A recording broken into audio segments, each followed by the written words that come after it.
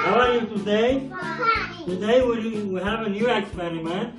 We're gonna learn how airplanes fly. Okay? This is toilet paper. Okay? You know it. This we can teach you. I can teach you science with this. Okay? Because you're gonna learn how an airplane flies. Okay? Now, when the air passes under the wing faster, the design of the wing is in a way that the air passes above the wing faster.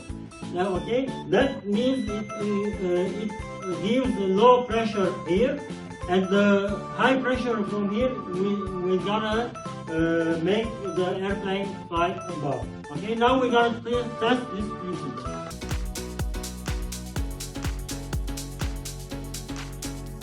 Okay, try. You're gonna see. You see?